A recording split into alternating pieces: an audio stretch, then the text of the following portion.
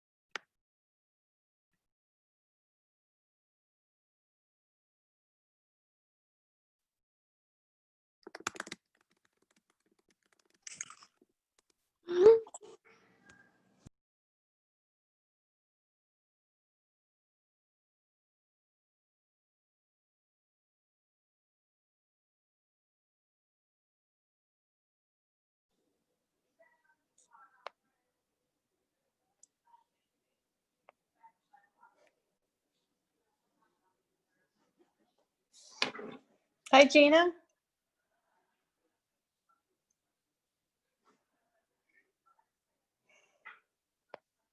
Yes.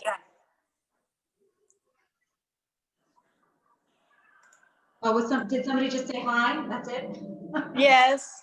Okay. I want to. Hi. How are you? I want to introduce myself. Okay. Hi. How are you?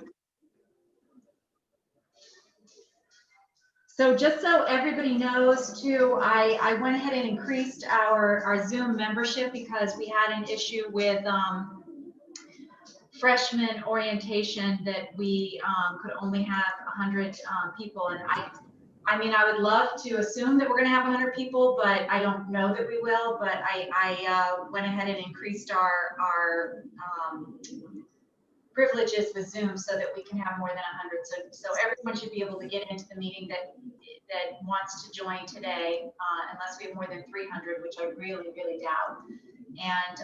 And then I'm also recording it, so if I can figure it out after it's been recorded, I will post this on our Facebook page as well as on our website. So if anybody had to work tonight or wasn't able to make it, they should be able to watch this. And then as always, our minutes are always posted on our website.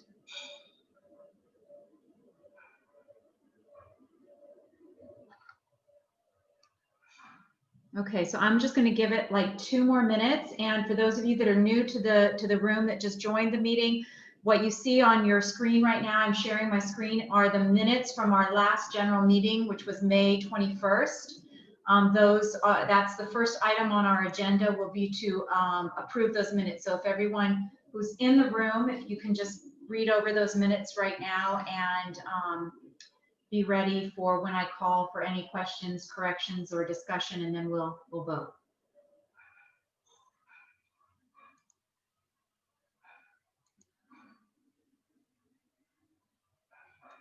And I see Ms. Dobbs is just joining us as well, so I did want to wait till she was in the room as well because she's going to be first on the agenda.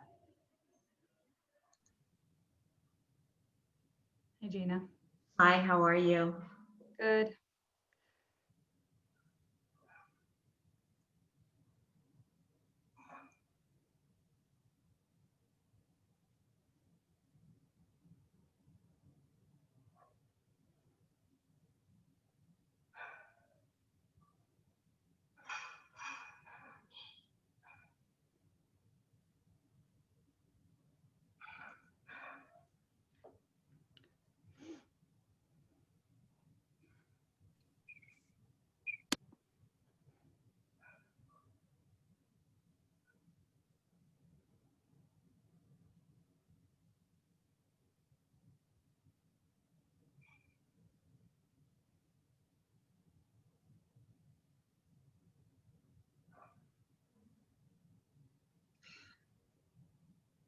Okay, so I believe Alyssa, our secretary, is here. I'm going to go ahead and call the meeting to order at 7:04.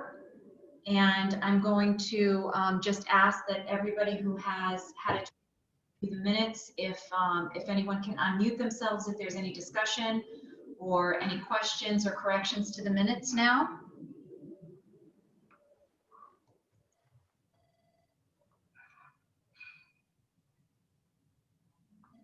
Okay, and if there's no discussion or questions, if I can have someone motion to approve the minutes.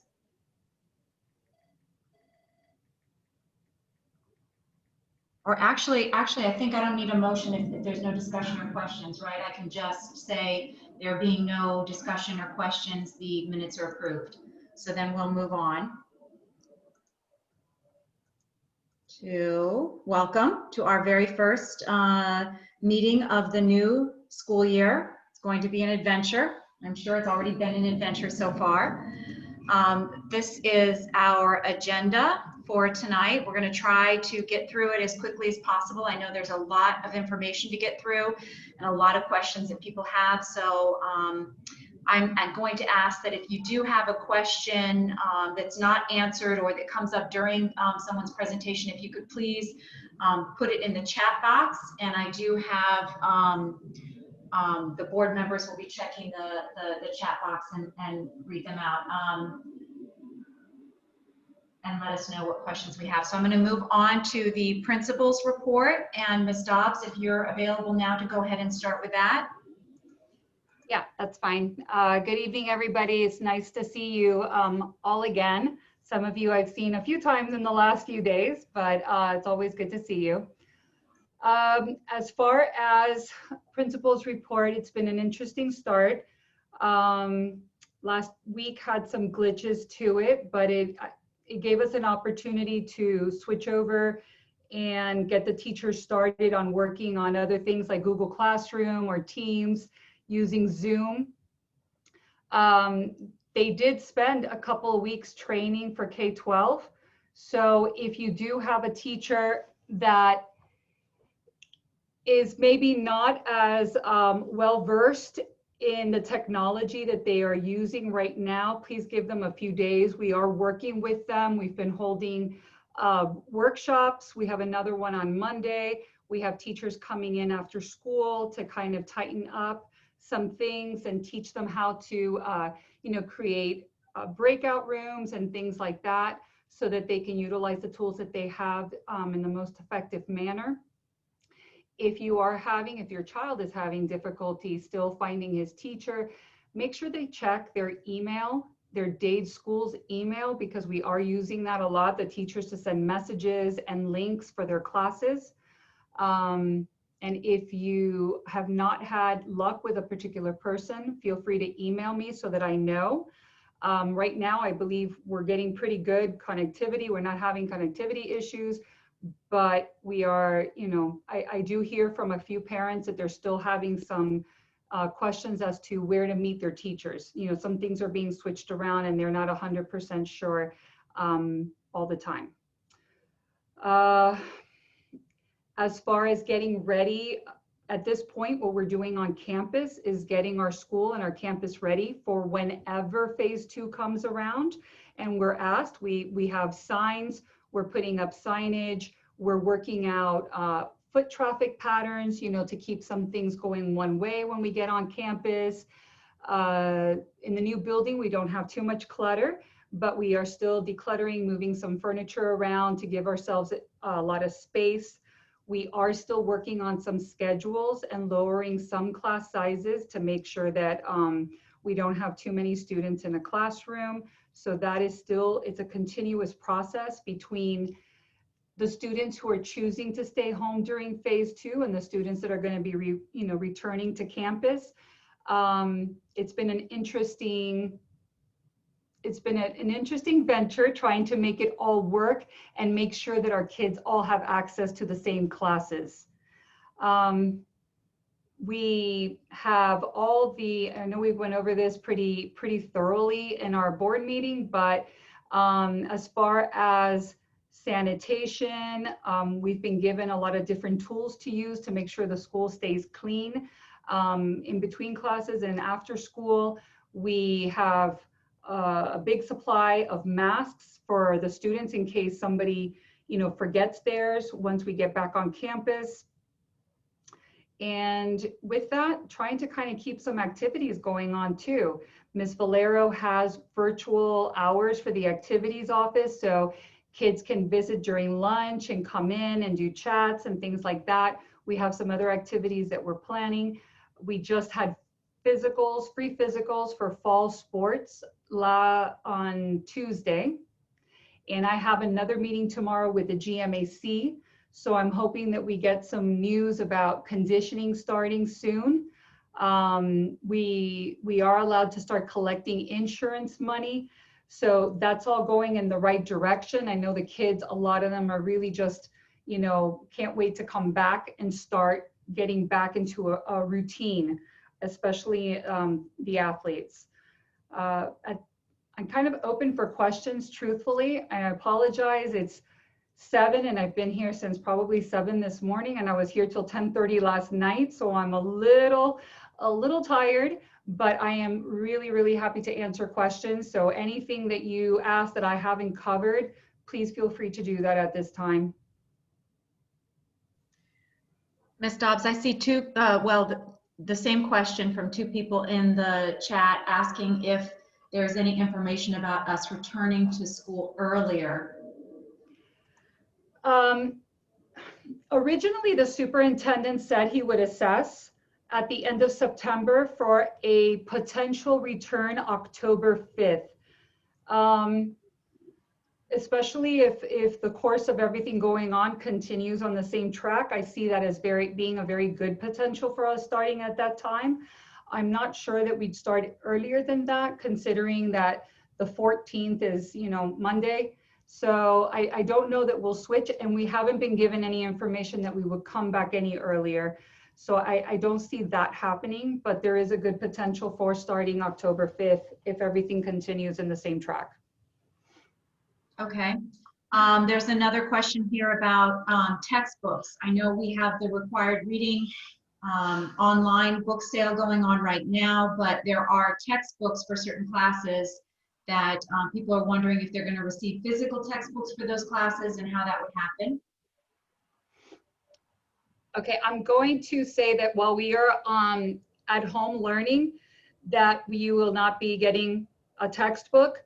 I know that the original plan when we were on K-12 was to continue on that plan even after we returned to campus, and everything would remain digital. Now that that has changed, I can see us, sending textbooks home for students to have at home to use, and maybe not class sets potentially, but giving out a book so that a student would have a hard copy of a textbook if needed. Okay. Another question here about JV cheerleading tryouts. Do you know anything about that? Okay, that I would say, no, I'm sorry, I don't have like dates or anything, but I can give you the sponsor's name and her email address. If you give me a second, I'll look up her email address, and you can send an email to Ms. Darst. And let me look up her email address real quick.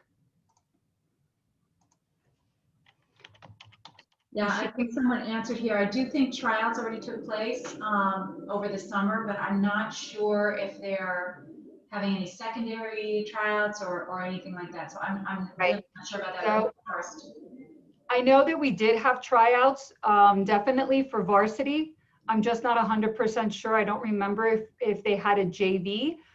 But if you do email Miss Darst, and her email is very simple, it's DARST, and I'll write it in the chat, at dadeschools.net, she will let you know if we already had the JV tryouts as well. Okay.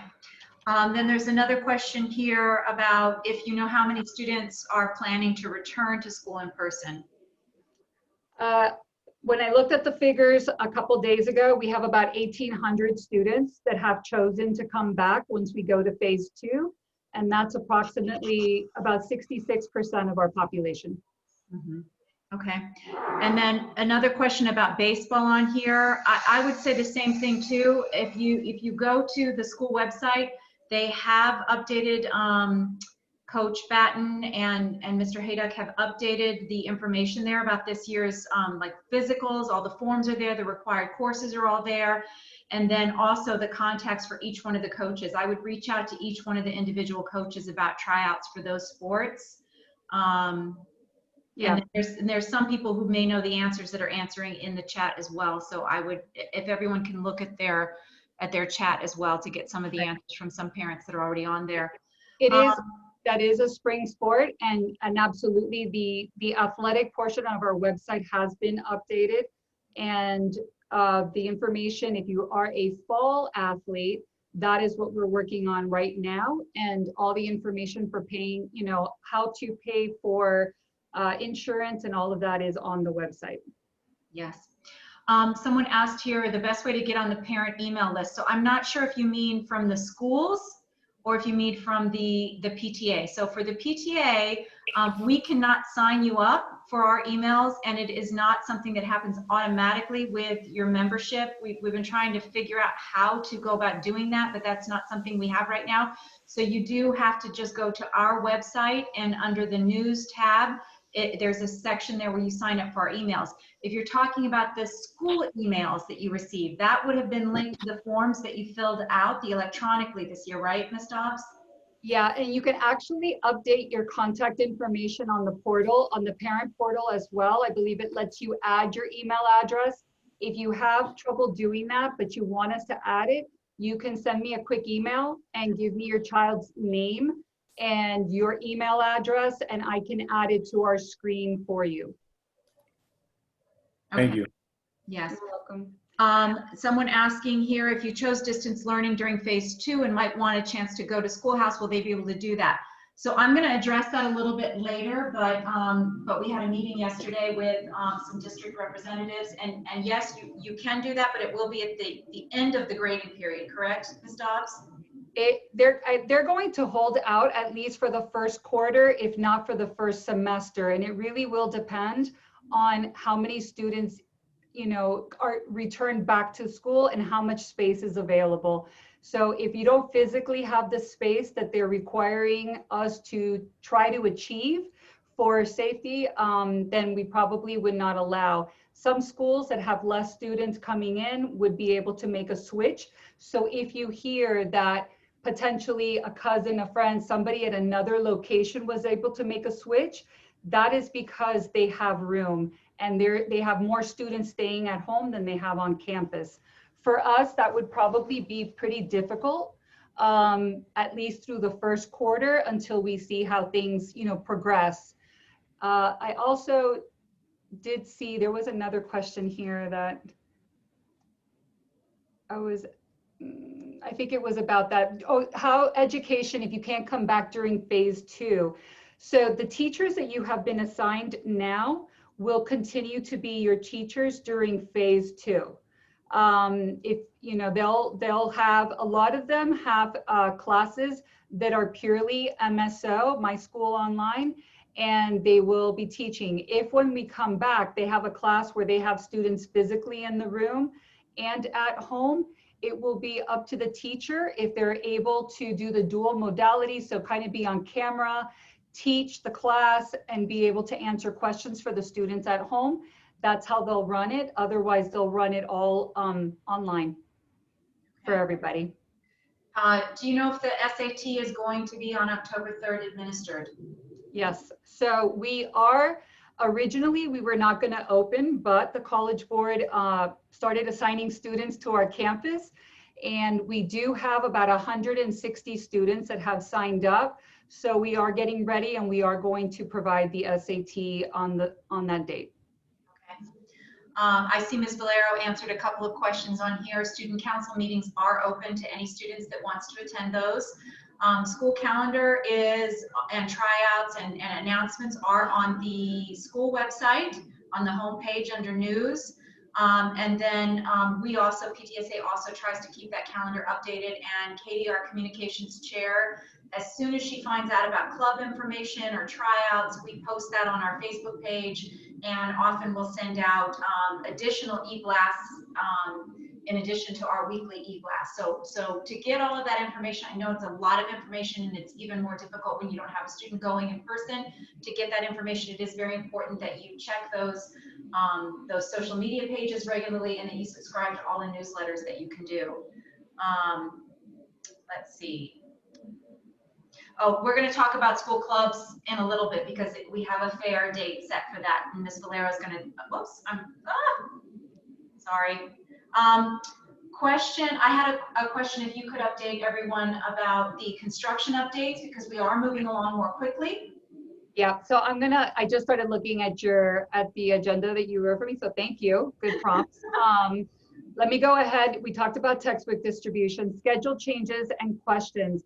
So we are still working, we did close out schedule changes for a little bit because we had so many forms that were being submitted, sometimes double the same request, triple. So the counselors were getting overwhelmed with the electronic request. So we shut down for a bit to catch up.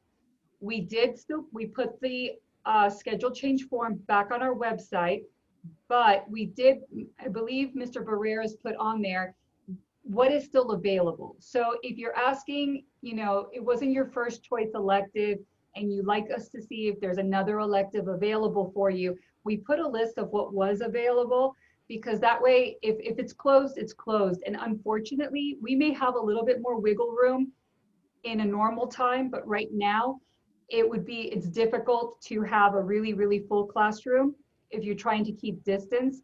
And some of our classes are a little bit too full, and we're still working on leveling those out. So we may not be able to accommodate it. If you still have a change because it is a mistake, you are in the wrong math class, you are still in the wrong, you were supposed to be in honors and you got a regular class, or vice versa. Those changes, please direct those to me or to Mr. Barreras, because I want to jump those. Those are things that should have, we need to get those done right away before you fall behind in the class. And then as far as construction updates, as I've said all along, a positive thing is we've been able to go full force on construction. Our new buildings have made great progress, and we're looking to move in January. So they should be done in December. The 1,000 building elevator has been completed. That project's completely done. And they're just moving along. It's great. The auditorium has had a lot of progress. There was a lot more work than we thought we were going to do in the auditorium, which is good. A lot of plumbing work to update all the bathrooms and the changing rooms and things like that for the theater students and for the programs that we have. So it's coming along nicely. It's a little bit slower because they're doing a lot more upgrades than we expected to be doing, which in turn is going to be a good thing.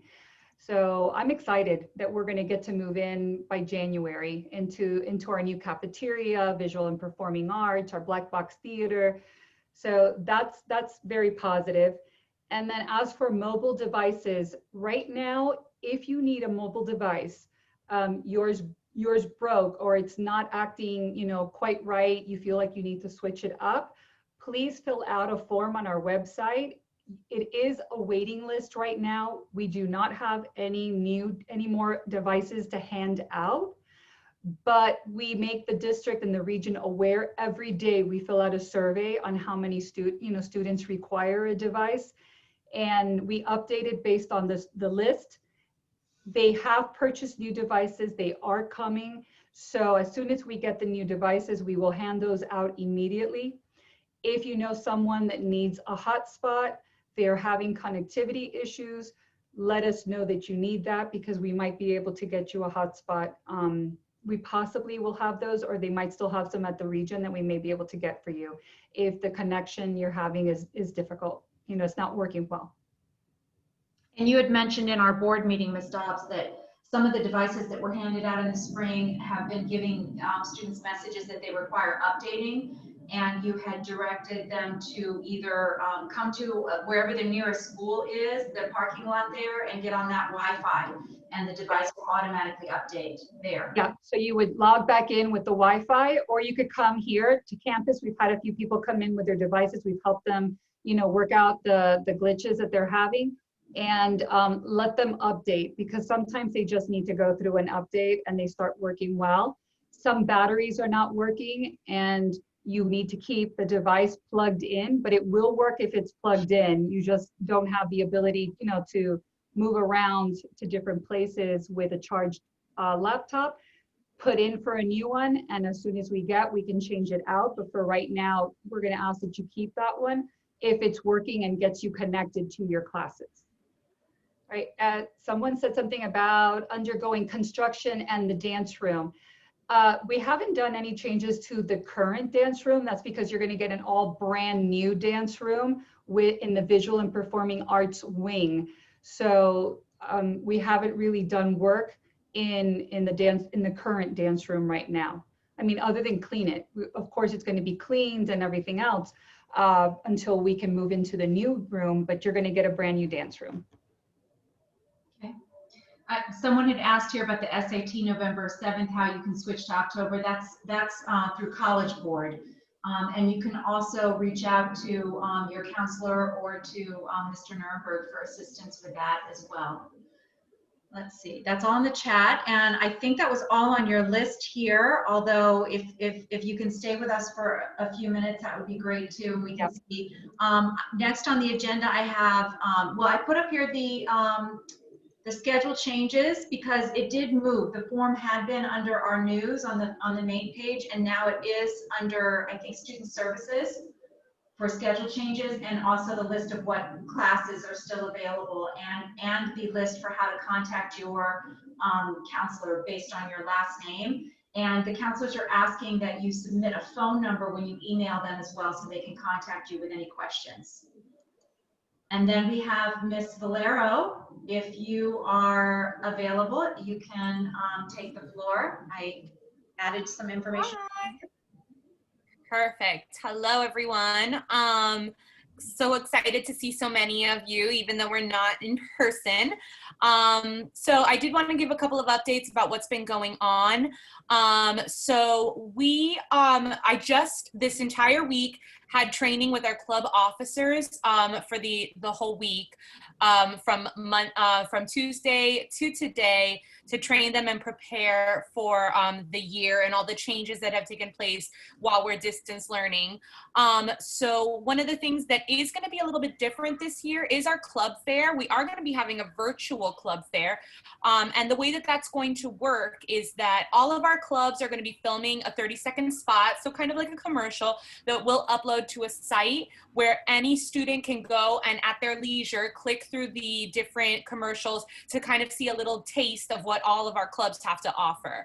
And then what is going to be the interactive portion of the club fair is that all the clubs are going to make a Zoom address available where they will be available to talk during the lunch period. So what'll happen is a student can click on that link and it'll take them into a Zoom session with the officers that'll be available to answer any questions they have. So that'll take the place of the one-on-one that they have when they go to the club fair and go up to the officers to ask for information. So they'll be available the entire week from Monday through Friday during that lunch session only. And we encourage students who are really interested in in a club to be able to go and meet with those officers face to face on the Zoom. So please encourage your students to go check out those commercial videos, to check out the school website with the list of clubs in the activities section of the website, and to also then, if they have questions, if there's something that they want to know, to go and find a day that week where they're available. Tell them try not to wait till Friday, because if they will be in a waiting room if they're meeting with someone else, and then they won't have the chance to talk to someone if they've waited and the waiting room gets filled up. So that's how it's going to work. And then we're going to be telling all the students as well that to try not to expect any general meetings in the month of September. So if your student is wondering, oh my gosh, I haven't gotten to go to a club meeting, did I miss being a part of it? Most of the general club meetings are going to be taking place starting in October. I told all the clubs to focus on officer meetings and previous member meetings in September to prep for the club fair and to prep their ideas for the year, and then to really open up to new membership starting in October. So that's why the club calendar won't be published until October. And then for all of you guys and for your students, I do have a virtual activities office that if you go to, this is actually what it looks like. My background is a picture of it. But if you go to the school's website and in the news section, you'll see a link that says click here to be taken to the virtual activities office. It's interactive and it allows you to be able to find different things that the kids may need. So access to emails of all the student council officers, and then the access to our social media, emailing me, any sort of downloads that they need, forms that they might need to download for activities. All that will be available on the virtual activities office. And then as well, it has the link to click to go to my virtual office hours. I'm available every day during lunch in my office. So any student can just click on my little cartoon image of me and it'll take them directly to my virtual office hours between 12:50 and 1:20. If ever the activities office is closed for some reason, if I'm in a meeting somewhere else, then that link will not work. So, and it'll say activities office closed for the day. So they just need to be patient, and if they get put in the waiting room, I will get to them, and it'll give them a chance to talk to me one-on-one. What I really wanted to do was to use that as like a rumor control, and sometimes it's difficult to get your point across in an email. So they'd like to talk to me face-to-face. I like to see them face-to-face, so they can just come and see me in the Zoom on my virtual office hours. I want to make sure to, and I'm going to type it right now in the chat, to encourage everyone to follow our social media accounts, because we are constantly updating with information. That's both on Twitter and Instagram. We're a little more active on Instagram than we are on Twitter, but we do update that as well. And I really encourage the parents, all parents, to follow us as well, because sometimes it's hard to get that information out of your kids. So I can imagine what being in front of the computer for the whole day feels like for them at the end of the day. So they're probably pretty tired and don't want to talk. So now at least you guys have access to the same information that they're getting. We also link you to any other clubs. So if your students are in clubs, you can follow their clubs as well, by following us on @MPSH activities or @Palmetto SHS. And then finally, for those of you who have freshmen who are interested in running for office, or freshmen that are interested in student council, we are going to hold off on freshman elections. We normally have freshman elections immediately at the start of September. The reason for that is because we need to get them elected so they start working on homecoming. Since homecoming right now isn't looking very promising in the moment, the traditional homecoming in the homecoming sense that we do it, we are going to go ahead and give the freshmen a little bit more time to acclimate. So for the first time, they'll have a little chance to really think about their election and think about their campaign. And we're going to go ahead and do that at the start of October. And then if we are back on campus, that'll give me the chance to do the elections in person, which is a little safer and easier to navigate than having the kids voting online from their homes. So I always trust them voting on a computer in front of me than them voting by themselves from home. But if that's if we're still not back on campus, then we'll go ahead and make the elections happen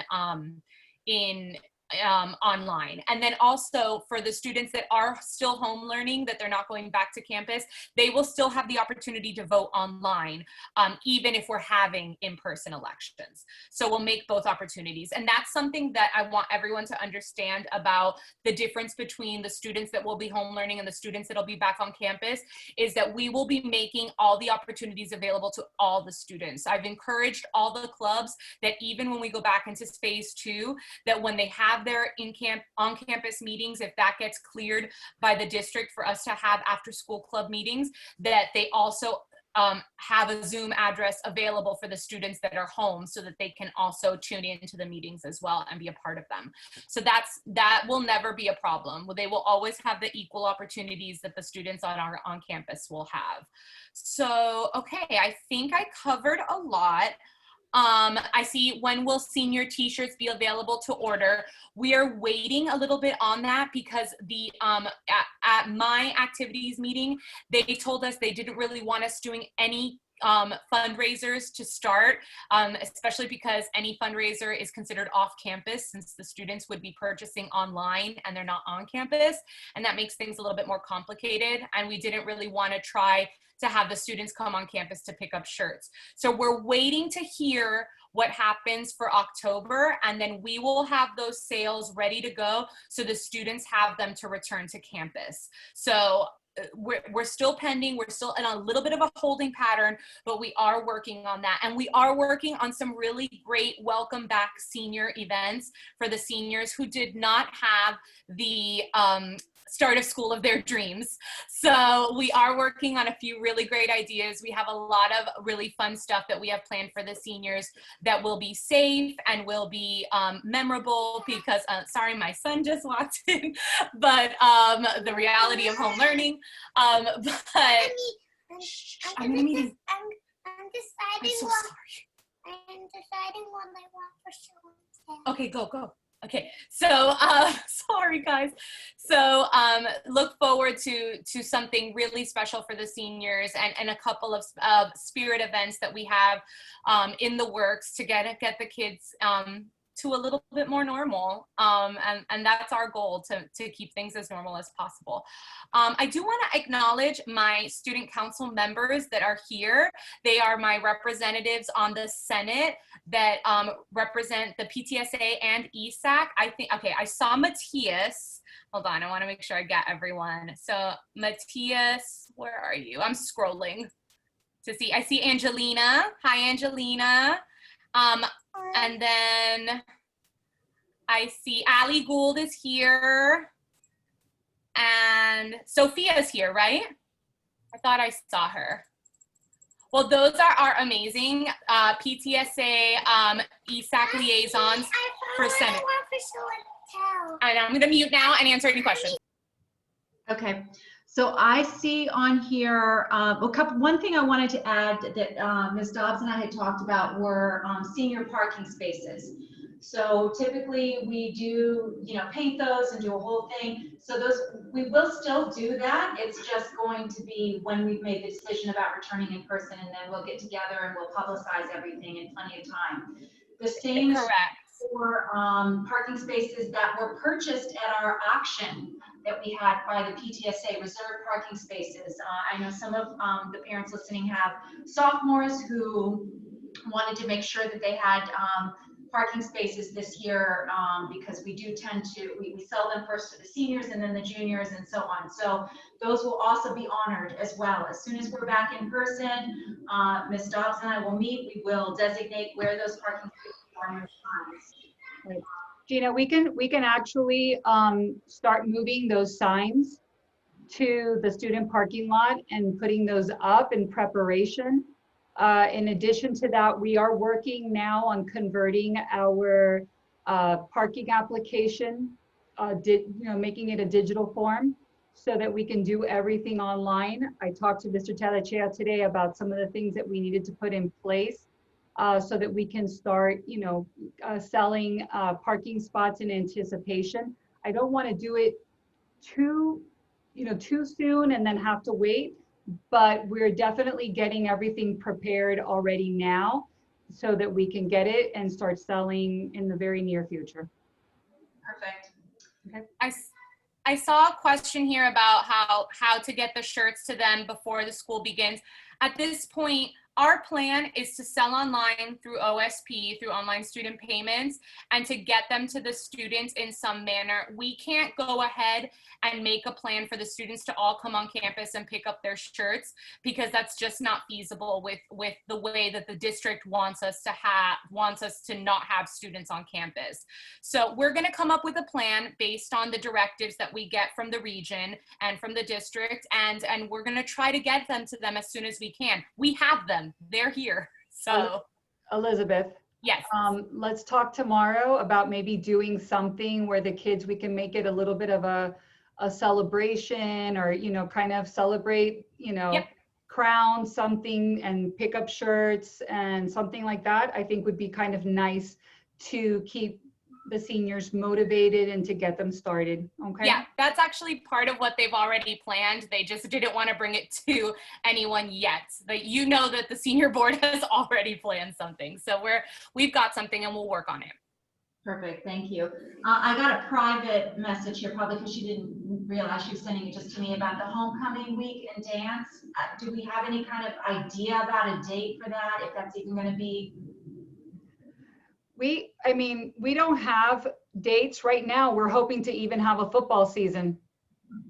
We want one. So we have asked for one. We want to, even if it's just, even if we're down to 5 games, that's what we're aiming for. So I know tomorrow I'll have more information after the GMAC meeting, and we're going to move forward. So I don't know what that means for a dance. What we're allowed to do, if we can even get a venue at this point that would allow that many people at one time.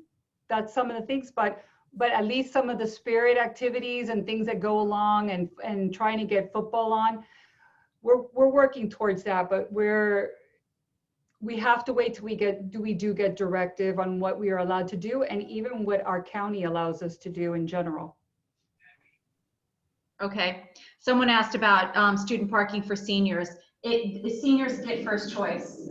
So as soon as we have that information, we'll put that out for everybody. So not to worry about your senior getting a parking space. There was something else on here. Oh, back to school night. We have that in our upcoming dates later on in this presentation. I'm assuming you mean open house, which is the 15th of September. That date was decided by the district, correct? Or is that? I think that the district has asked us to postpone. They've postponed open house. We were given, but I think with everything changing so quickly, they asked us to postpone it. We've been working on putting together a visual presentation from each teacher. So for example, you could go and click on each of your child's teachers, and you would see an introduction, and they would talk about their class and give you information. That's what we've been working on. Obviously, if they want us to wait and get back on campus to do something, but we're still working on our virtual presentation, and we're going to be ready for it whenever they tell us to move forward. Okay, thank you. All right, so this is next as far as student services. I don't know if everybody has seen this yet, but student counselors are signed by your last name.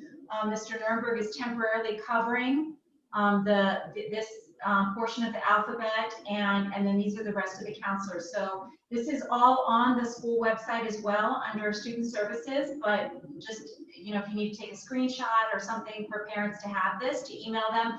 Also remember to include your phone number, contact information. As Ms. Valera said, stay connected. Follow the activities on Instagram. They post a lot on that. The students follow that a lot, and that's where the majority of your information is going to come from. I believe I saw Mr. Nurnberg on the call here and in the meeting. So Mr. Nurnberg, if there's anything you'd like to add, there's lots of information. There's a lot of work being done. Mr. Nurnberg and Linda are working with our students diligently to help them navigate this. So. Mrs. and yeah, Linda? Oh, sorry. I am here if you want. First of all, Please. welcome everybody. I'm speaking for everybody. We miss you terribly. Miss seeing the people, miss seeing the parents volunteering. First of all, on that page there, that email is wrong for me on the top blue. Okay, we'll change that. That's a college email. So please, I just got back on it and I saw the emails on there. I felt terrible. For the senior parents next week on Thursday, we're having a senior financial aid night. We're going to do it through YouTube live with the financial admissions director at University of Miami. We'll be doing a live, it's on YouTube, where you should be able to ask questions. It'll be on, we'll have more out on it and hopefully do a Connect Ed out to give you information for that. We're still planning about senior parent night and junior parent night, about getting information to them. Hopefully I'll be in classes pretty soon, visiting whether through a video or, you know, coming in and just popping in on the classes and giving the kids information, seniors first, then juniors. And I think that's really all about it. Colleges are, I'm sorry, I know Linda will kill me.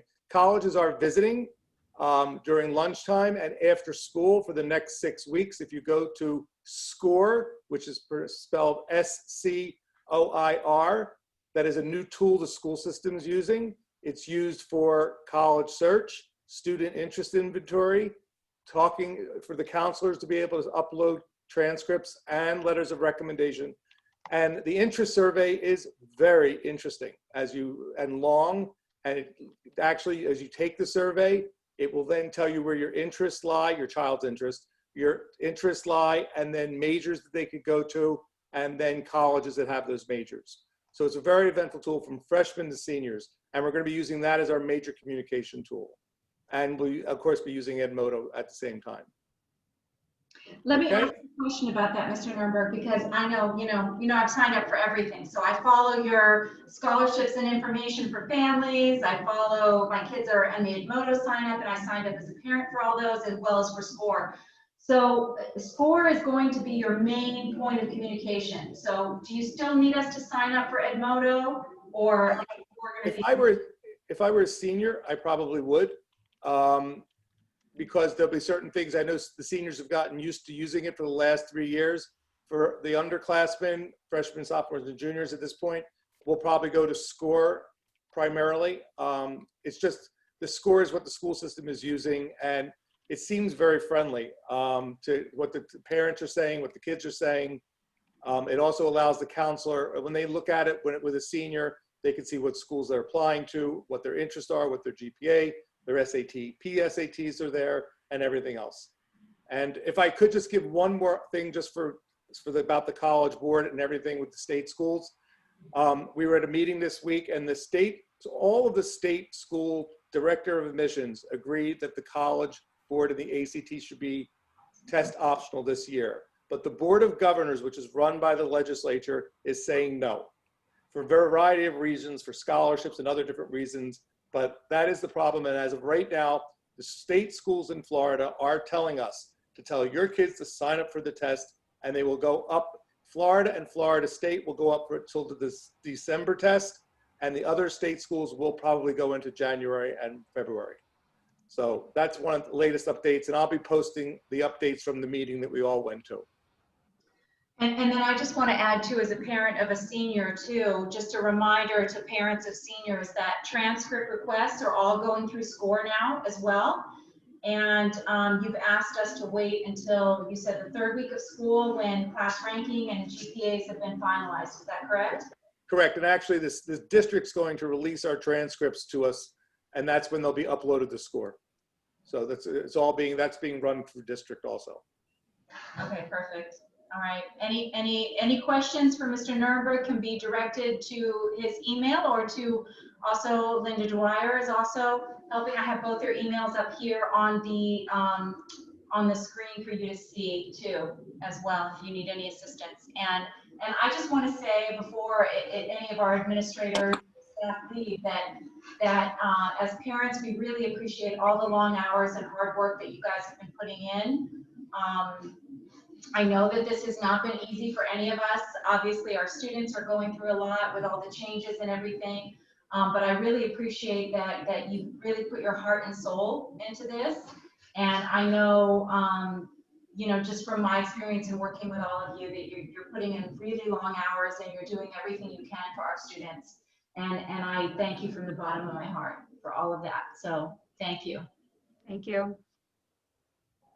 Student services, same thing. They're here, they're working for us, they're available. Please contact them. So now on to the report, President's report.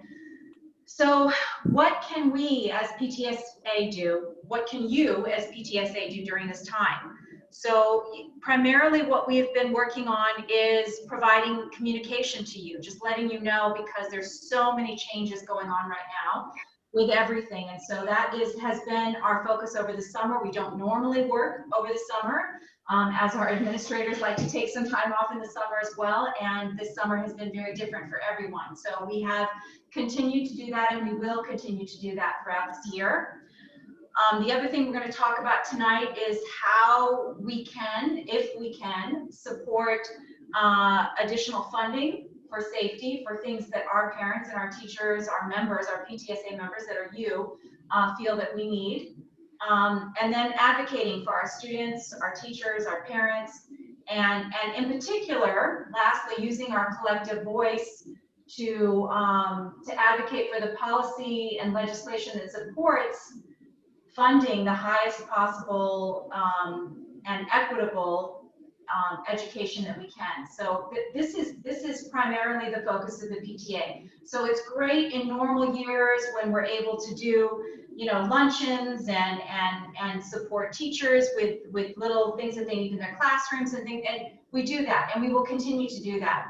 But this year has shown that PTA is more important than ever, and your voice is more important than ever. And so, you know, we have 93 people in this meeting right now. So I hope that all of you are members, and if you are not, I hope that you all sign up, and that you not just sign up for yourself, that you sign up your everybody in your family, including your students, particularly the students, because that is one of the biggest focuses that our PTSA is working on this year, is giving students more of a voice.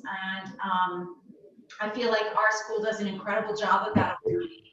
Our student services, our student government, our student clubs are extremely vocal and extremely active in everything that's going on, and our administration is very supportive of all of their efforts.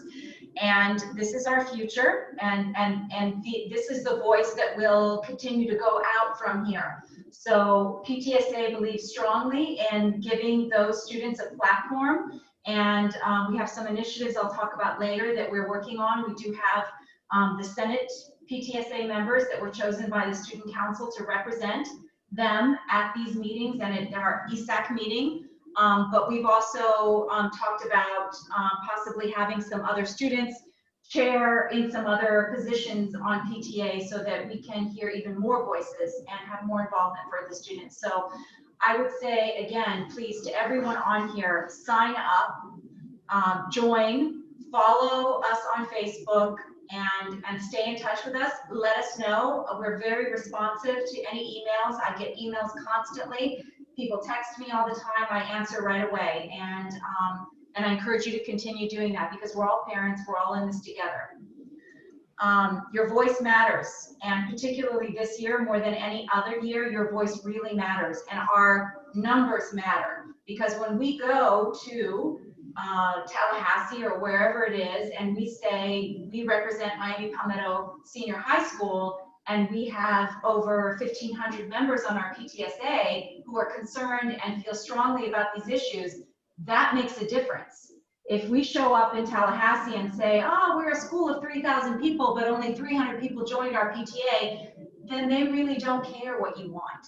So it is important. It is important. This is not just fundraising and fun. This is really important, and it really comes down to serious issues now. So I encourage everybody to really get involved. I can't stress that enough. with that in mind, I created a survey today. I know that Mr. Carvalho, our superintendent, who I very much support, and I am so glad that he is leading us in this. I know it hasn't been perfect. I know there has been a lot of criticism for things, but I do believe from the bottom of my heart that his interest lies with our students and their best interest. And I do believe that he has done everything that he can to try and make this work. I know that it hasn't worked great this first few weeks, but I am fully supportive of the district, and I also, on the same vein, am here to advocate for you as parents, as students, as teachers. And with that in mind, I created this survey that I would like for just our families, not everybody in the district, but a survey for our families on what you feel about the reopening of the schools, and how PTSA can support that. So what you want us to do, because when you become members, it's your choice. So we don't make the decisions for all of you. We're all together on this. So I'm going to, Katie, our communication chair, is going to push this out this evening on Facebook. And the link is here on this. And we're going to also send it in an e-blast. And I would encourage all of you to fill it out. It will give us some information about what we can do as a PTSA this year to support our students, to support our teachers, and know that we are 100% behind all of you. So now we're moving into our chair reports. So we do have some business that has to be taken care of because it is the beginning of the school year. We have a new budget that we need to have approved for our spending. Our treasurer, Maritza, will present that, and then we will quickly go through some of these others. Some of these do not have reports, and some of them do, and I have tried to make slides for everyone. And again, this presentation will be available after this on our website as well as on our Facebook, and our minutes from this will be available as well as our legislative report with details. So don't be worried if you miss anything. So with that, I'm going to turn it over to Maritza, our treasurer, to go over our budget for this year. Wonderful, thank you. Good evening, everyone. I know this is the most boring subject usually at a PTSA meeting, so just bear with me. So in front of you on the screen, we have the proposed budget. What I'd like to do is go over it. I'm going to summarize the different categories and give you kind of an idea of how the money flows through the budget. So in regards to income, we have two major categories, two major revenue sources, and that's contribution, grants, and gifts. And for that, we have estimated, wait, this is a profit and loss. Can you put the budget up, Gina? There we go. Okay, there's the budget. All right, so for income, we have two major categories, contribution, grants, and gifts. That's $55,000, and that's what we have budgeted this year. We have, within that category, we have things like Love Our Panthers, Pinecrest Village grant, which we get $10,000, and PTA membership. The second component of our income is fundraising income, and we have budgeted $11,750 for that. And that includes things like the book fair, the drive for your school, silent auction, and things like that. So between the two, the fundraising income and the grants, contributions, and gifts, we have budgeted and estimate that we will probably make about $66,750. We also have a carryover balance of $37,115. So if you see where it says total income, that's our budgeted funds plus our carryover funds, and that total income is $103,865. So in regards to expenses, we have 5 major areas. Our first area, you'll see it on page 1, is community building and hospitality. We have budgeted for that $14,100. And that includes things like the faculty and staff appreciation, parent welcome events, SPED events, professional development, and things like that. So that's $14,100 that we budgeted. For fundraising expenses, we are expecting, the only expense we're budgeting for in that section this year is as the silent auction, and that's $3,000. Then we move on to operations. Operations, we have budgeted $18,700. Our operation costs include things like website for the PTA and the school, constant contact, marketing campaigns, postage, printing, things, PTA dues, things like that. So that's 18,700. Then we move to our fourth area of expenses. That's program services expenses. That's 10,700. And that includes things like club grants, college fair expenses, Panther preview, student PTSA student awards, and we budgeted 10,700 for that. And our final area of expenditures that we budgeted for was the school enhancement and support. And for this school year, we budgeted $25,000 for that. So our total expenses in our budget, we budgeted $71,500. So we'll be operating the budget at a net income of $32,365. So Gina, that is the proposed budget with an explanation of both the income and expenses as detailed on your screen. Okay. Are there any questions about that budget? You can unmute yourself if there's questions.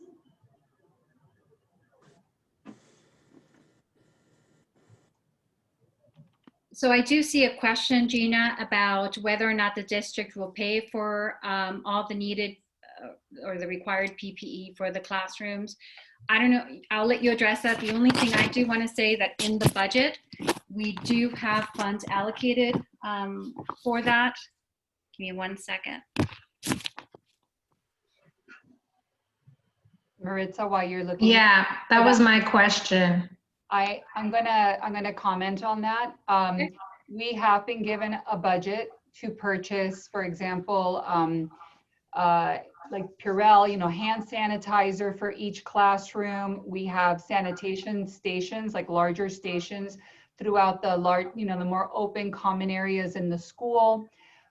We have put plexiglass up in the main office and in the student services office for when people come in.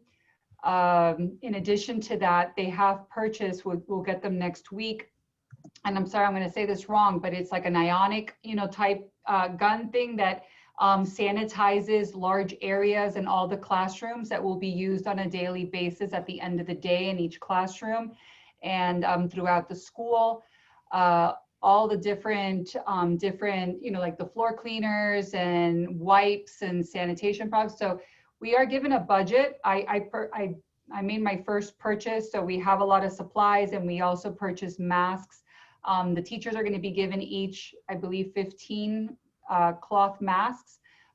Plus, we bought disposable ones in case when students forget, they come in and they forget them in their car, or they simply left the house without them. Although I think it's kind of part of our uniform now, let's say, that we never leave. But I know I've walked out of my car to walk into Publix and have to turn around and go get my mask if I'm not thinking about it. So we are given a budget to purchase those types of things. And so I think that we're good with that. I know parents are wonderful at the beginning of the year. They bring in supplies, paper towels, and all kinds of hand sanitizers and things that they've donated to the teachers. I'm sure we won't get enough of that. We can always use more, but we do have a budget to purchase those things. Yes, so I think it's the sanitizer, which Alyssa put into the chat box. So yeah, that's what you were referring to, Ms. Dobbs, correct? I'm going to look, but yes, yes, an electrostatic sanitizer. Yes. So it won't be the plexiglass at the desk. All the kids won't have plexiglass desks. No, we haven't. The district hasn't purchased that. And, we've talked about it. I know I've talked with the board about maybe some additional things that we may be able to talk about and add to our classrooms that'll make a difference. But remember, even though some of the things that we are instituting, which I didn't mention, we're in a block schedule right now. We're going to remain in a block schedule for the rest of the year. And that's really to stop, changing classes 6 times a day and, 6 different groups coming into a room.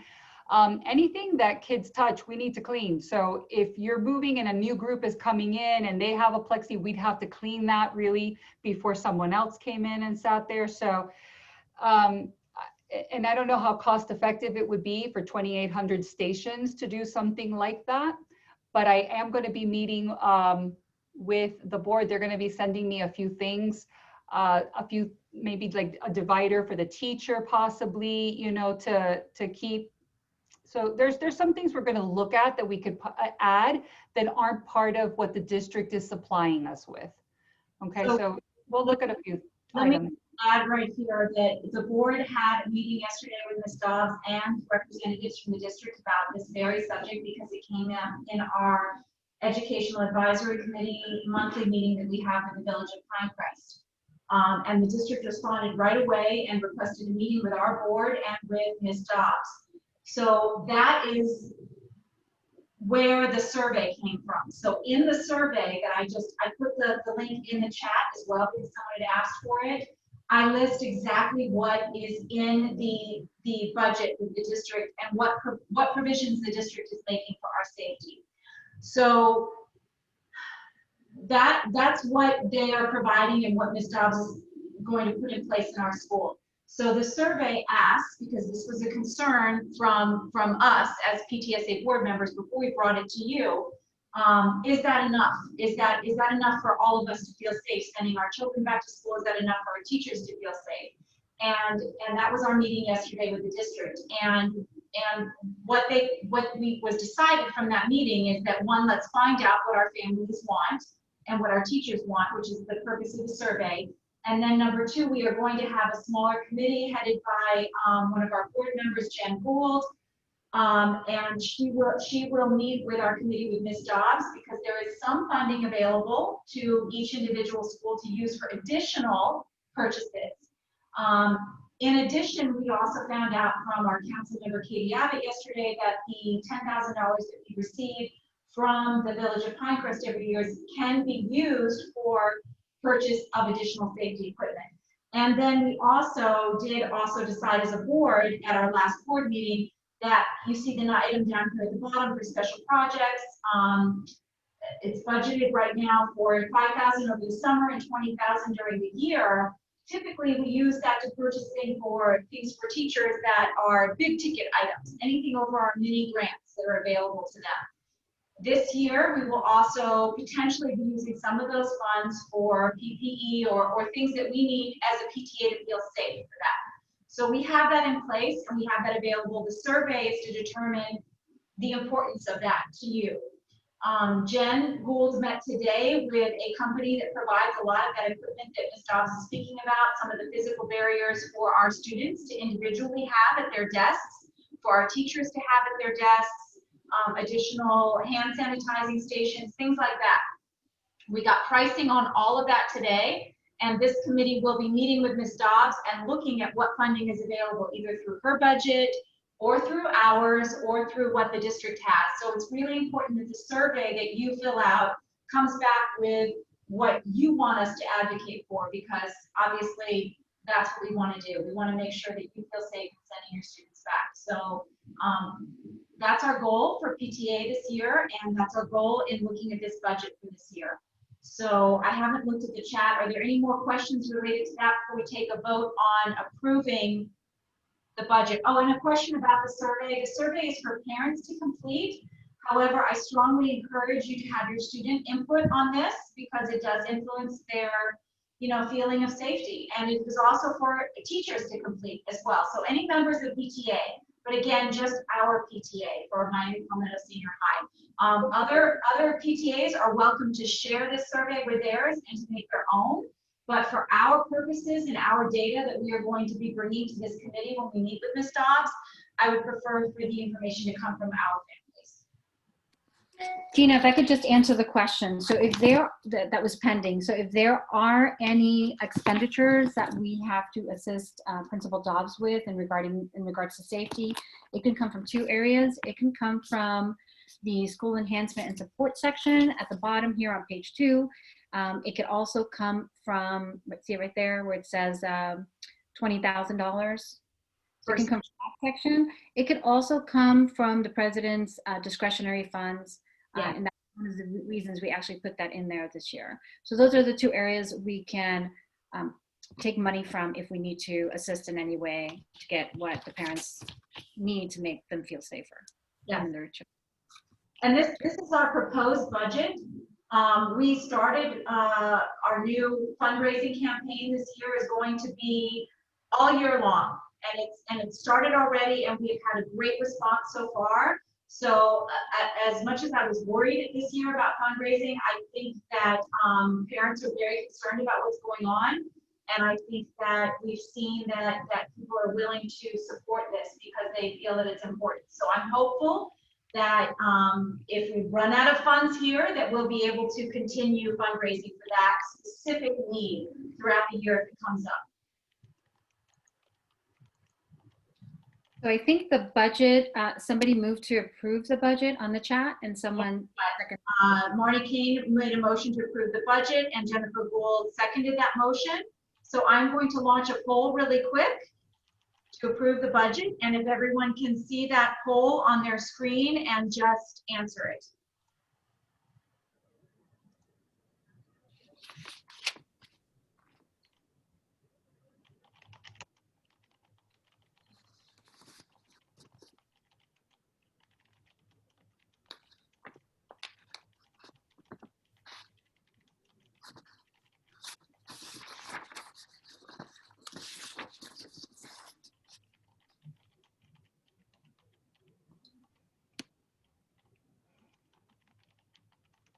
Okay, I'm going to allow a few more seconds for everyone to get their answers in. If anyone is having a problem voting, if you can just unmute yourself and let me know.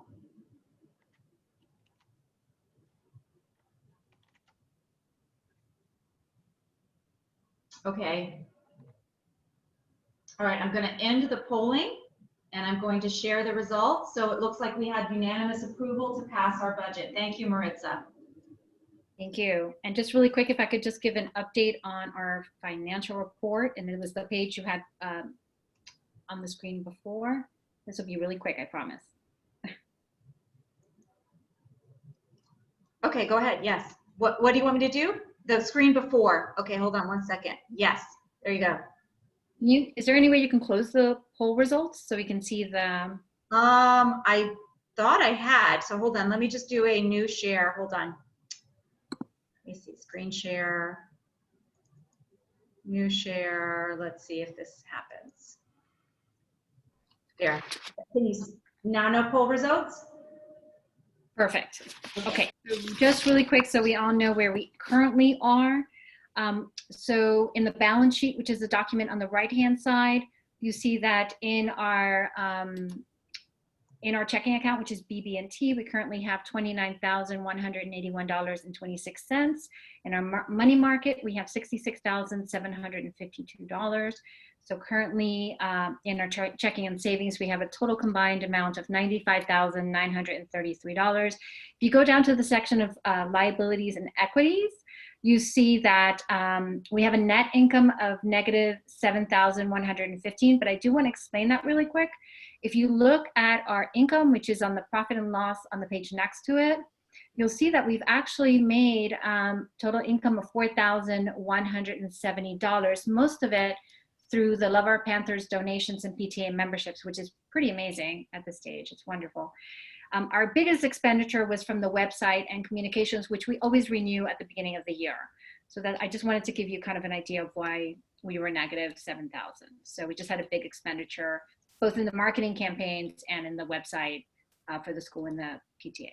So that's it. So right now we're at 95,933. Thank you. Thank you, Maritza. Okay, so I have a question here, Ms. Dobbs, for what percentage of teachers asked to return to school to teach in person? The majority of our teachers will actually be returning. There are a few teachers who have requested through ADA, for accommodations. And, but that's been a handful of people. So we've been trying to accommodate with the MSO schedules for those teachers that qualify. But I would say the majority of our teachers will be back on campus when we open up. Okay. There's a question here about for PPE purchases, would they go through bidding process from approved MDCPS vendors if using PTSA funds? You know, I'm not sure. I would have to talk with Maritza about that. PTSA is a little bit different than the district, so I think that we'd have to talk about that more. But if that's something that Cindy, I'm assuming that's Cindy Lerner, is concerned about that. I'm not sure if that's Cindy or not. Please contact our board. Yeah, Gina, I don't think so. I think that when you make purchases, you make the best priced purchase. You don't have to, I don't believe you have to comply with the bids like we have to. If we go over $999, we do have to get bids through the school. But I think you're able to just get the best bid. Okay, Fatima, you raised your hand because you're on the county council board. You may know better. Yeah. PTA is not under the regulation of 3, so we do not need to get bids. Okay, perfect. Thank you, Fatima. There's a question here, again, about the choosing my school online and wondering if they can return to brick and mortar. Yes, I believe that, I mean, we're a choice school. So bottom line is that we will always be putting that information out there, but the choice is dependent on space and also timing. So we are not going to be making movement between one or the other models in the middle of grading periods, but those will be taken under consideration between those grading periods. And if this parent who asked this question is still concerned about that, I would encourage you to reach out to Ms. Dobbs and ask more about that. Yeah. Anything else? Okay, I don't see anything else in the chat, so I'm going to go on to the next slide of, we approved the budget. Thank you so much. Okay, so these are our open special chairs. So right now, under our first VP, we have the staff holiday luncheon, which I know seems like a long way away, and I'm hoping it will be in person, and I'm hoping we will have a space at our school that will be available to do that in. But that is open, and if somebody here is interested in filling that role, Fatima Chaikin is our first VP. I would encourage you to contact her.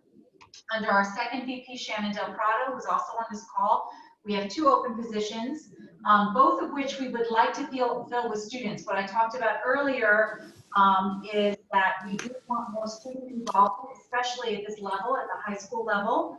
Advocacy is extremely important this year. We do have a standing chair, Nancy Lawther, who was running for our school board, who was our legislative chair and very active in advocacy as well. And Shannon Del Prado, who's our education and advocacy VP, who will be working closely with this. But I would say to the parents on here, my hope is for this particular position for advocacy, we have a lot of groups and clubs in our school, and your children will see that when they go to the club fair.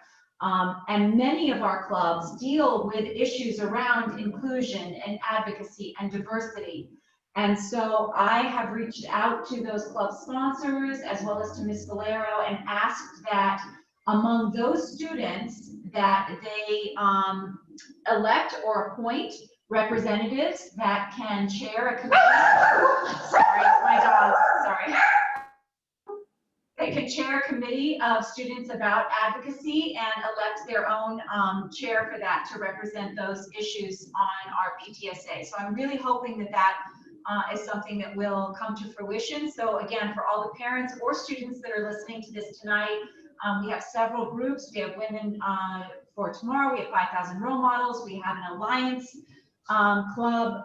All of these clubs are extremely important to our school, and these students are very vocal, and we would like to give them a platform and a voice and opportunity to participate in the decisions that happen for our school and our community. The other position that's open that we would also like to fill with a student is Reflections. Now, this is the national PTA program that focuses on the arts. So it includes, you know, photography and painting and sculpture and writing and all of that. And there's a national competition for that. And we enter in that every year. Our students enter in that, and we do very well all the way down through the middle school and elementary school. And so we would also like to have a student chair that position as well. So if you have any students, any parents who are listening tonight, have any students that are interested in that, please reach out to Shannon Del Prado, who's our second VP. Under third VP, We are still trying to find a project fundraising to help work on the athletic field. Currently, that's been tabled. I know many of you who have followed our journey with this, we would like to provide a new athletic field and stadium to go along with our beautiful new school for the high school, and I have been working on that. We did have funding that was approved by the state of Florida to help us in our project, as well as support from the district to do that. And then COVID hit and it was all taken away. So we are at ground zero with that again. But I am working with a couple of people on our board in exploring other options for funding, because we're not giving up on this yet. But if any parents are out there listening to this that would like to take over that project, because I am really overwhelmed with everything else that I'm doing, I can't give it the full attention it needs, I am more than happy to invite anyone else in who has more time to take that on. And then the last position we have open is for silent auction, which we hope will happen in the spring, along with a parent mixer that will just be for fun, to celebrate getting through all of this, hopefully, and being in person again. And if you're interested in that, then again, that's for our third VP, Dana March. And I would like to welcome, we did fill our fundraising chair, Zalaisha, I think you say your name. Prince is here. Yes, she's going to be our new fundraising chair, so she's going to be working closely with us on that. And Alyssa Lewis has taken over for Pause for Panther, which is a fund that provides for our most vulnerable students and works with our school social worker to identify those students and make sure that their needs are met. Legislation, we have Dr. Nancy Lothar is part of our board this year. She is our legislative chair. This legislative report will be posted on our website for everybody to peruse in depth. And we'll continue to do that because there's a lot going on. So Dr. Lothar, if you would like to add a few words. Thank you very much. Hello, everybody. And it's Nancy. Dr. Lothar was for other purposes. So it's Nancy. And Gina is absolutely right. This is a year where, of course, our attention is very much close to home, our families, and Palmetto High in particular, but we will absolutely need your voices for the upcoming legislative session because we are facing potentially a very deep spending cut, and we are going to need to use our voices to preserve funding for education. In addition, there may be some other measures that are proposed that we'll be able to support, or we may need to oppose. So I will keep you abreast of that. I'm just going to go over the highlights of this legislative report. You see it's a one-pager, but it's single-spaced. So let me just go over the main topics. The first one was judicial action, and there are a couple of court cases that relate to, first of all, how much money the district is going to receive from the CARES Act, the Federal CARES Act, and to what degree it will need to be shared with private schools. And at the moment, it looks like the will of Congress will prevail, that any funding for private schools will simply go on the basis of the number of Title I students, eligible students that they have. The previous federal administration, Department of Education, had indicated that it had to be shared with private schools on a per pupil basis. So if you take, for example, Gulliver, which is not too far away from Palmetto High, the old ruling would have been that we had to provide money based on the exact number of students in all that Gulliver enrolls, regardless of income. The current judicial ruling on that is the federal funds that the district receives only need to be shared with those students who would be eligible under Title I criteria. There is another lawsuit that is being pursued by the Florida Education Association, the statewide Teachers Association, and that is on the executive order of the governor to mandate a return to brick and mortar schools. And of course, we have somewhat of a waiver from that within our own district because we're not in phase 2 yet. PTA resolutions, and at the county council level, I will be chairing the resolutions committee. What are resolutions? In essence, the laws that PTAs create on which they can advocate. It's like our policy creation. So National PTA, Florida PTA, even Miami-Dade PTA have a lot of previous resolutions that we've passed and that allow us to advocate on certain issues.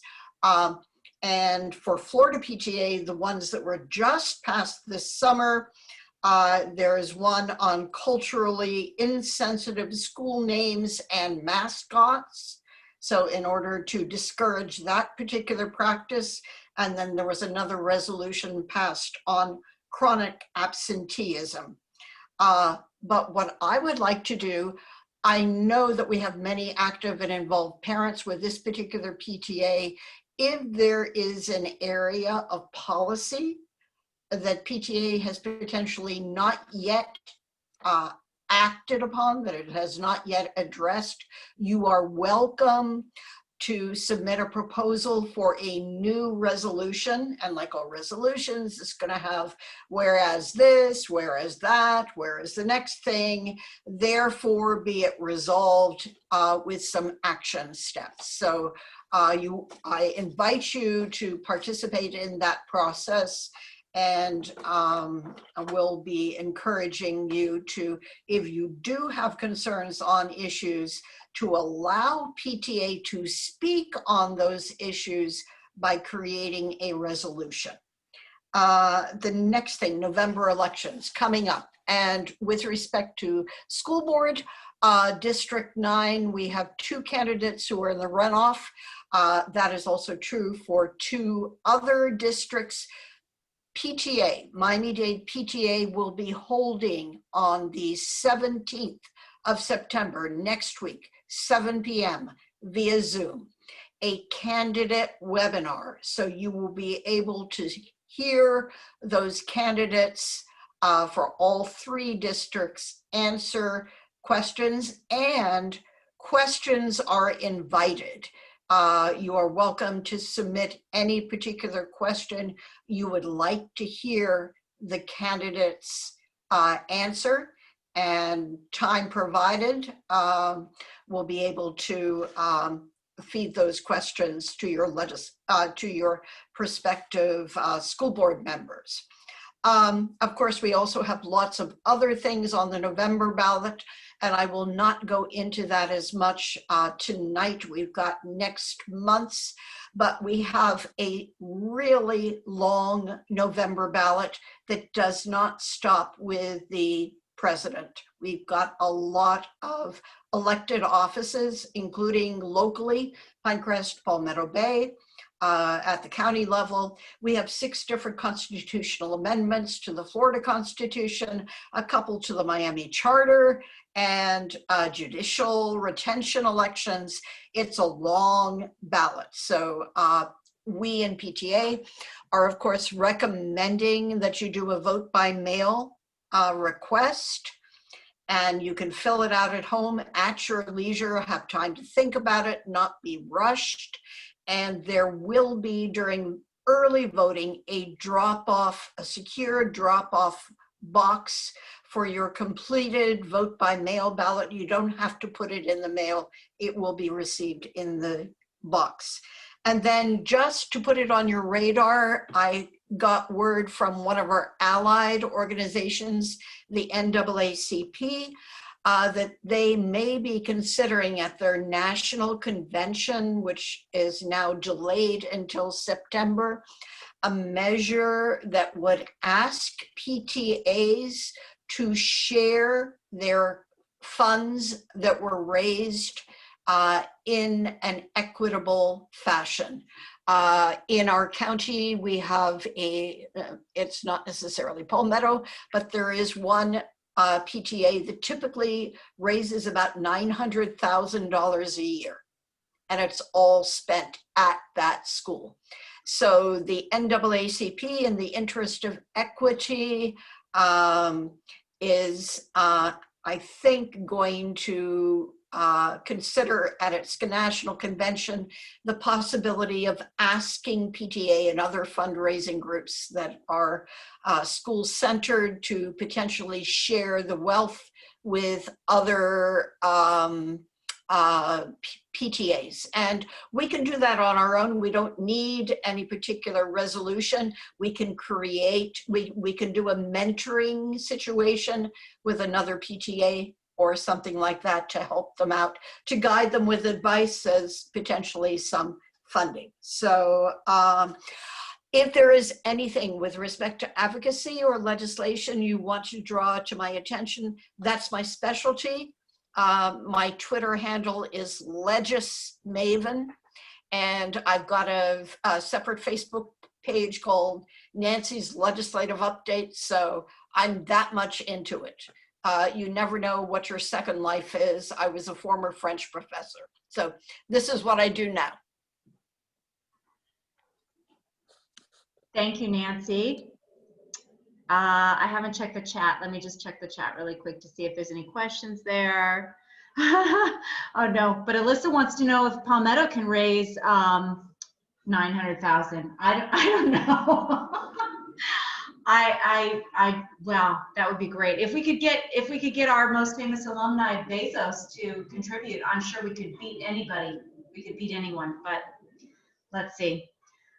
So announcements and upcoming events of any dates if we know them. So these are, you guys have seen these lots of different times. So this is our target dates from the district. We're going to reassess September 30th. I don't know how many of you watched or stayed online with the board meeting last night. The school board meeting went until 2 a.m., started at 1 p.m. I had to leave at 11. I couldn't take it anymore. And that was when they made the decision to terminate our relationship with K-12. So now we are pivoting already to a new model, which Ms. Dobbs explained. And on October 5th, we're hoping to be in person. But if that changes, I'm sure we will hear about that as well. There is a reopening guide that is available. The link is on our website. I believe it's also on the school website. It is 64 pages. It is very long, but it does answer a lot of questions that have even come up in this chat. So I know it's very tedious to try and wade through all of that information, but it is there, and we have made it available on our website. So, you know, when you have some free time, if you feel like going through some of those, that guide, there's a lot of information in there as well. The criteria to return to face-to-face, there are 8 criteria that we're looking at, that the district is looking at for Miami-Dade County. These are those criteria. They are in that 64-page guide. I encourage everyone to read that and stay on top of that. Again, I want to express that I have faith in our superintendent and the school board that they will not recommend a return to in-person learning until they feel that it is safe. If that changes, though, if I feel at any time that that is not the case, or if you feel at any time that is not the case, please reach out to me, because again, our primary role is to advocate for you and for our students and our teachers. So that is our role, to do that. This is the calendar for the school year. It was approved by the board. So if anybody is trying to plan anything, not that anyone's going anywhere, but if anyone is trying to plan anything, these are the dates of the terms, of when the grading periods are over, when the terms start, when the vacations are, when the teacher planning days are. So this is our calendar for the year. These are the dates that we know for our school. So currently we have the required reading book online sale is up, and our link is on Facebook.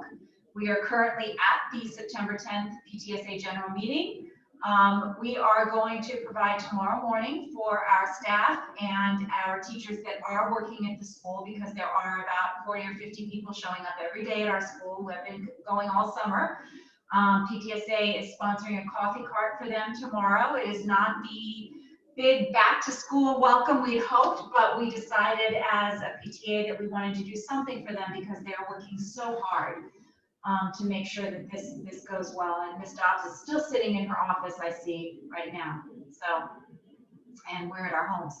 But at any rate, we're all working hard. Parents are working hard, kids are working hard, everybody's working hard. So kudos to everybody. And we will also do we're gonna try and do something bigger when the teachers actually come back in person, when the students come back in person, because PTSA really does want to let our teachers know how much we care about them.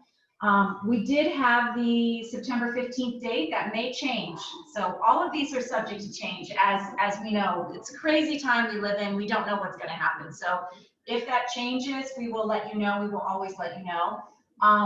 Mr. Nurnberg has scheduled the Senior Parent Financial Aid Night on September 17th. There will be lots of information on there. And just just to let everybody know, this is not just for parents of students who are going to be requesting need-based financial aid. This is also information about how to fill out the FOSFA form, which is required for every graduating college application. So every parent needs to fill that out. So it is important information for everybody to go to. So if you have a senior, please come to that. We will post the link soon. The virtual club fair that Ms. Valero talked about earlier will be going on that week of September 21st through 25th. We will have no school on September 28th, and on September 30th, we will hopefully learn what our future entails as far as in-person school or online, and we'll see how well Miami-Dade can behave.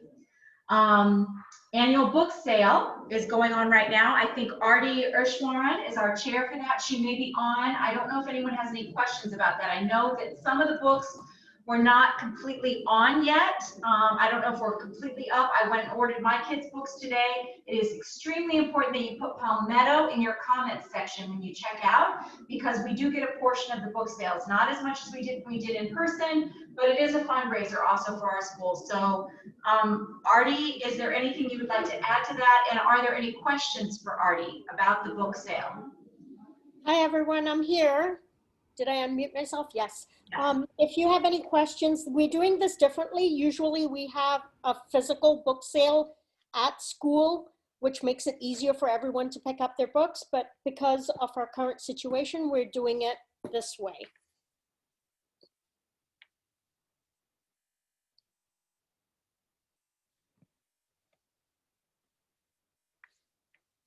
Books and Books will be giving us a percentage back for fundraising. It is 5% with the online sales. The book sale is will go on indefinitely. Any book that is on our list of books required by teachers, I have posed them the question of other books not on the list. If we put Palmetto in the comment field, will we earn that 5%? I do not have an answer on that yet.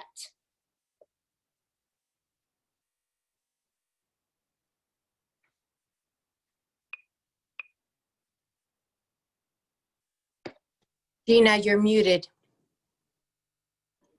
Thank you. I have a question that somebody texted me too, that some of the teachers have not posted their required books yet. I just received Ms. Polito's list and have forwarded it to Books and Books. I got it a bit late, so it should be up. But Fran, I will text you her list since I have it. Perfect. Thank you. Thank you. And we'll share it. We'll share it as well. Okay. Financial aid night. This is just the graphic because it looks pretty. So 17th, 6:30. Again, reminder that the virtual club fair. So let your students know. And then membership. It's time to join. We have a new membership goal. Last year was the first year we broke 1,000. Well, not the first year, because when Anna was president, we did break 1,000 before too, and we were standing outside handing out flyers and making people sign up as they were picking up their kids. But last year we really pushed membership, and I was really thankful that so many members joined. This year our goal is 1,500 members. We have a school of 3,000 or almost 3,000 students and teachers. I would like to see 100% of our teachers and our staff join our PTA. and I would like to see at least, half of our students and our parents join. So please help us reach our goal. We did also start a membership raffle tonight. So you may have seen that we posted this on Facebook. We are going to be giving 2 gift cards out to anyone who joins by midnight tomorrow night. And that includes people who've already signed up. So if you've signed up before, you're not out of the raffle. We will also be doing probably something similar for teachers, and we will also probably be doing something similar for students. So just to get some excitement, I know, just to make it a little bit more exciting than just clicking buttons and paying for things online. So if you are not comfortable using our member hub, which we prefer that you do because it sends you your membership automatically. If you donate online, it automatically sends you the confirmation. But if you're not comfortable doing that, we do have our membership form online. You can print it out, but you will have to mail it into the school physically because we do not have homerooms that can collect them anymore. So that is available to you if you need that, and that is on our website. Also, we are doing our fundraiser this year. Instead of doing it kind of throughout the year and then separating our business sponsors from our family sponsors and having our one major Love Our Panther event, we are doing Love Our Panthers all year long. So we have already had an amazing response to this. These are our sponsors so far.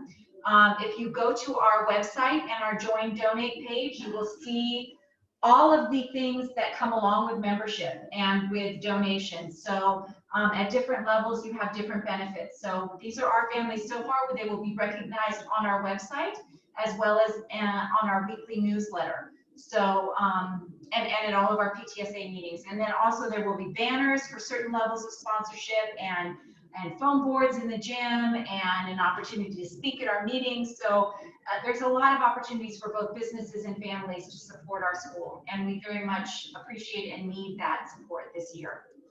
Another easy way to support our school is to go to Amazon and designate Miami Palmetto Senior High for Smile Amazon. And there is a special step you need to take to do it on your phone. You need to designate that we are the recipients of your purchases. So we get a portion of everything you buy on Amazon. Who doesn't shop on Amazon? So share it with your family and your friends. If they're not already supporting a charity, please have them support us because it is an easy way to make money for our school. Some reminders.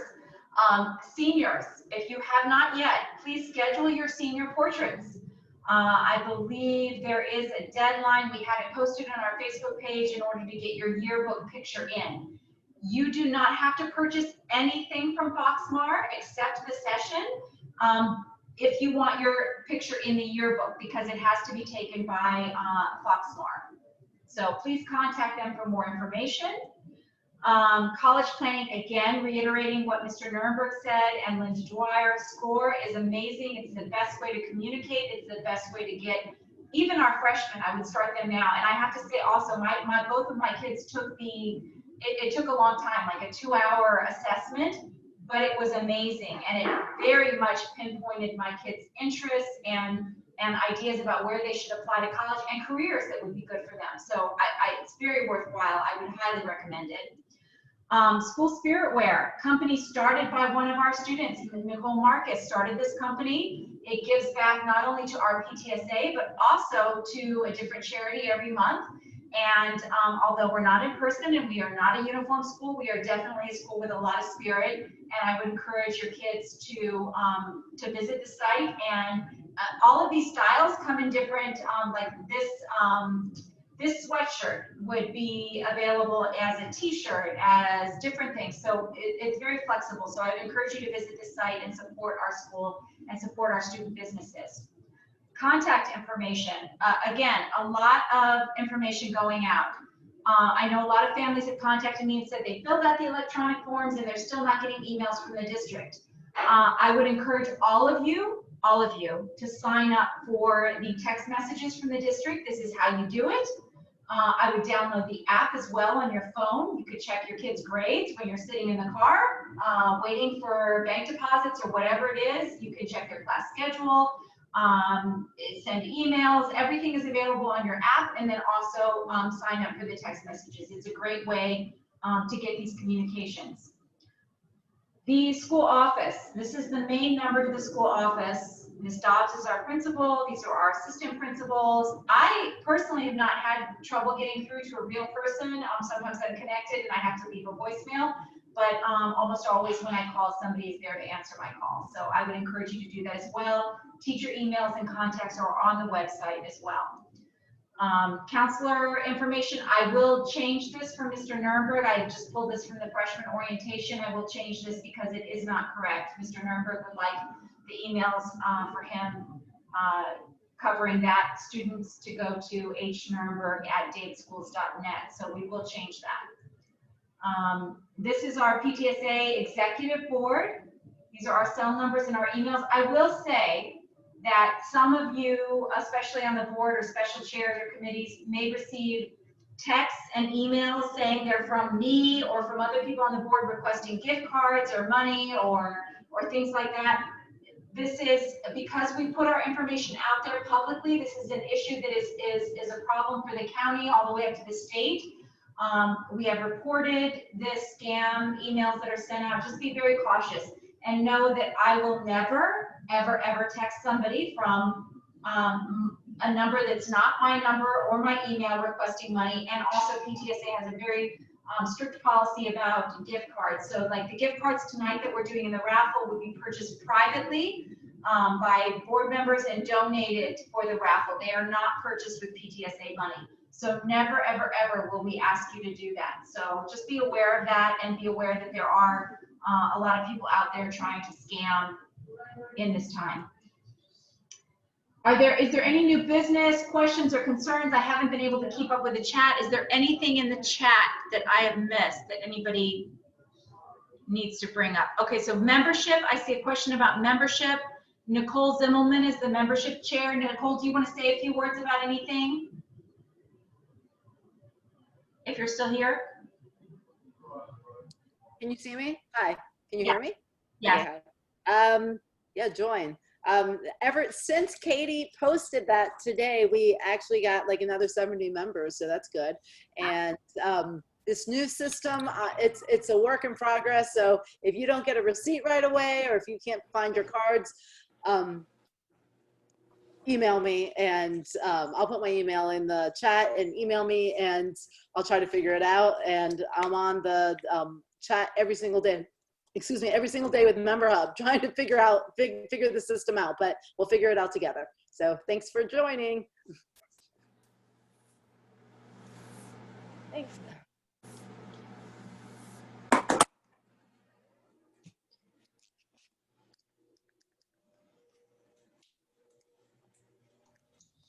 You're muted. Gina, you're muted.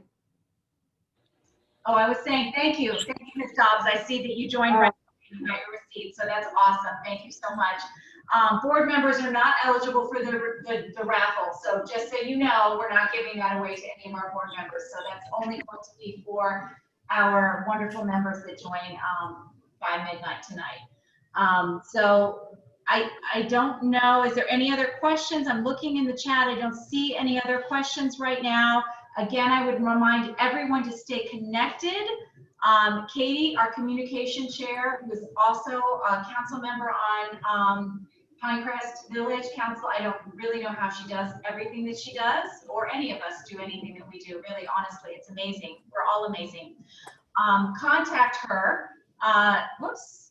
If you have anything to share, she sends an email every week to teachers to ask for any announcements about anything. But as parents, if there's anything you want to share, your kids are doing something awesome, we want to hear about it. We are going to publish it. It's amazing.